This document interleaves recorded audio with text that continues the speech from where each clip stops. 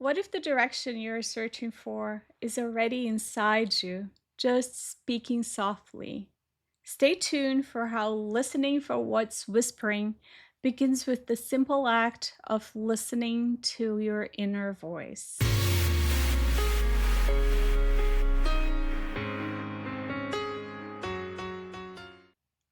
Welcome back to the Resilient MD, the podcast and YouTube channel where women physicians explore burnout, resilience, and how to care deeply for others without losing themselves. I'm Dr. Anna McDowell, certified life coach and allergist. Today, we're talking about something that often gets lost in busy careers and high responsibility lives: learning to listen for what's whispering inside of you. Have you ever caught yourself waiting for a moment of perfect clarity where the next step suddenly becomes obvious? Do you ever assume that when the time comes, you would simply know what to do? Do you believe that you need to be absolutely certain before you even consider moving forward? Well, I was like that also.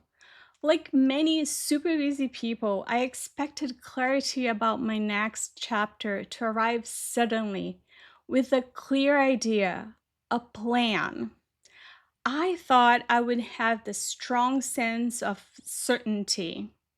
But the truth is, the next chapter usually doesn't arrive with a loud announcement. It starts much more quietly than that. Many of us expect clarity to arrive loudly. We imagine a moment where everything becomes obvious: a clear idea, a plan, a certainty about what to do next. But most meaningful transitions don't begin that way. They begin quietly. The next chapter rarely announces itself with urgency. More often, it begins with a whisper, a small curiosity, a moment of interest, a subtle sense that something feels meaningful. The challenge is that whispers are easy to miss when we're used to responding to louder signals like deadlines, responsibilities, and expectations. For many high achieving professionals and women physicians, the external world has dictated priorities for years: schedules, the patients, institutions, the family responsibilities. When life slows down, something surprising can happen. You may realize you've spent so long responding to what was needed that you haven't had many opportunities to ask yourself what you want. And learning to ask that question again takes practice. Reconnecting with your inner voice is less about searching for answers and more about relearning how to listen. For many people, especially physicians, this takes time because the habit of listening inward was quietly replaced by the habit of responding outward. For example, imagine a physician who spent over 20 years moving from patient to patient, solving problems, making decisions quickly. Her attention was constantly directing outwards towards symptoms, data, needs, responsibilities. Then one day, things slow down. Suddenly, the question becomes, what do I want? But when she asks herself that question, there's silence. Not because the answer doesn't exist, but because the voice that would answer hasn't been invited into the conversation for a long time. It's like reconnecting with an old friend you haven't spoken to in years.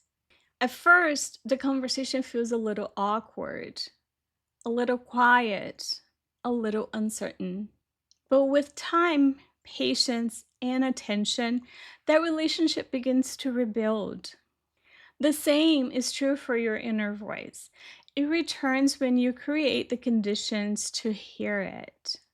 Now, Before we go further, it may help to define what I mean by intuition, because the word can sometimes sound vague or mysterious. Intuition isn't magic. Intuition is simply the brain's ability to recognize patterns and signals based on everything you've already experienced in the past, even when you can't immediately explain it logically. So just think about it like the Wizard of Oz. Behind the curtain, your brain is like there's all this like little people working and connecting all the no, there's no people behind your in your brain, but um there's it's your brain is connecting all the dots of past experiences, and eventually you have this sense, you have this feeling, and you don't know exactly why, but it's, you know, that's why we call it the gut feeling. But it's your brain that put it all together, and you don't know why. And that's why we call it intuition and gut feeling. So it's this quiet sense that something feels right or that something doesn't quite fit. It's the feeling of interest or curiosity that shows up before a clear reason does. Think of it as your internal guidance system, the part of you that integrates your experiences, your values, and your observations and sends you small signals about what resonates. And interestingly, neuroscience actually supports this. Remember in episode 51 when we talked about the brain's default mode network? The system that becomes more active when we slow down, rest, or allow our minds to wander. This network helps us connect ideas, integrate experiences, and see patterns we might miss when we're constantly focused on tasks. Well, intuition often emerges from the same process. The challenge is that intuition doesn't shout, it speaks quietly. And in fast paced, high responsibility careers like medicine, we often learn to override those signals because urgency and external demands take priority, which is why creating space becomes so important. Intuition doesn't flourish in constant urgency. It needs room to surface. Space in your schedule, space in your thoughts, space between decisions. When life is packed with urgency, the mind stays focused on solving the immediate problems. There is no room for deeper integration. But when the pace softens, even briefly, something interesting happens. Ideas begin to surface that weren't there before, and the mind begins to connect them in new ways. You may notice yourself thinking about topics that interest you or feeling drawn towards something that resonates.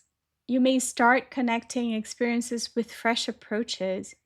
You may feel subtle nudges towards things that connect. These signals are easy to dismiss because they don't arrive with authority, they arrive quietly. These signals are subtle, but they are so meaningful.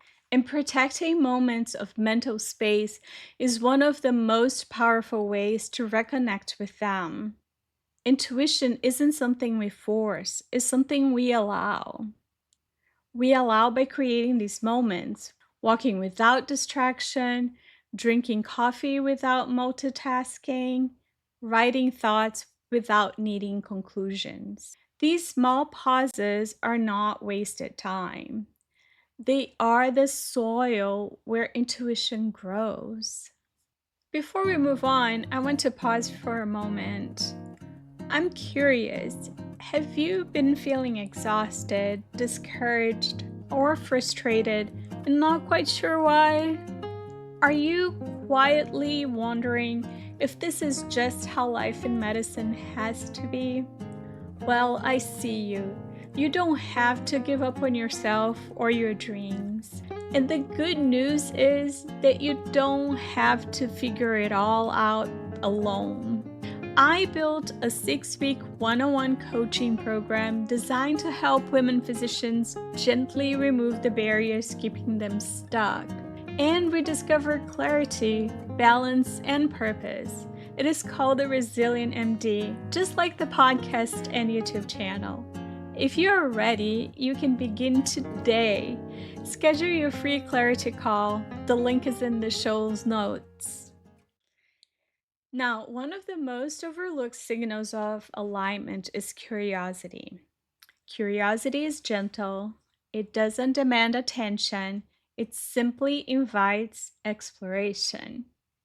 You might notice it when a topic catches your attention unexpectedly. You enjoy learning about something unrelated to your career. A conversation leaves you energized instead of drained. An idea lingers in your mind longer than expected. Many people dismiss these moments because they seem too small to matter. But curiosity is often the earliest indicator of direction. It's the mind and heart quietly saying, "This is interesting. There's something here. You may want to look closer." You don't need to turn curiosity into a commitment. You only need to respect it enough to notice. Transformation rarely begins with certainty, it begins with interest. Before we close today, I want to offer you a simple practice. It's called a no action required curiosity list. The purpose of this list is not productivity, it's self discovery. So I want you to take a notebook or open a blank note on your phone and start writing down everything that sparks your interest right now. Books you may want to read, topics you want to understand better, ideas you'd like to explore one day, activities that sound fun or sound meaningful. The key rule here is this: there is no action required. There You are not committing to anything. You're not, committing to doing any of these things. You are not turning these into goals. You are simply allowing yourself to notice what draws your attention, and you're writing it down so you don't forget in the future. Over time, what you're going to see is that you're going to start noticing patterns that may emerge. There are certain themes there that may begin to appear again and again. Now, those patterns can become quiet guides for you, pointing towards direction that feel aligned. Curiosity is often the first language of intuition.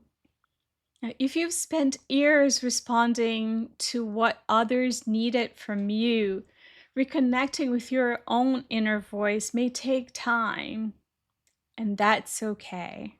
I love that saying. That's okay. Your next chapter doesn't need to shout to be real. It may begin with something much quieter, a whisper, a curiosity, a feeling of resonance. And in this butterfly year, we give those whispers space. You know what I'm about to say, so let's say it together. I do not rush my transformation. If this conversation spoke to you, consider sending it to a friend that may also have forgotten how to listen to their inner voice. In next week's episodes, we'll explore how to set soft, compassionate boundaries during seasons of transition. If you are someone that feels you have to over explain yourself, subscribe right now. You will have to listen to it. Quick heads up, if you're serious about saving time, think 10 hours a week, don't live without downloading the time management guide that walks you through how to make it happen. Grab it now at annamcdowell.com/guide or in the link below. If this episode gave you something valuable, would you share the love? A quick 5-star review on Apple Podcast or your favorite platform, and a like on YouTube helps spread the word. And keep this content coming your way. Thank you for being here. Thank you for listening inward. And thank you for allowing curiosity to guide you gently forward. I'm Dr. Anna McDowell, a resilient MD just like you. I'll see you next week.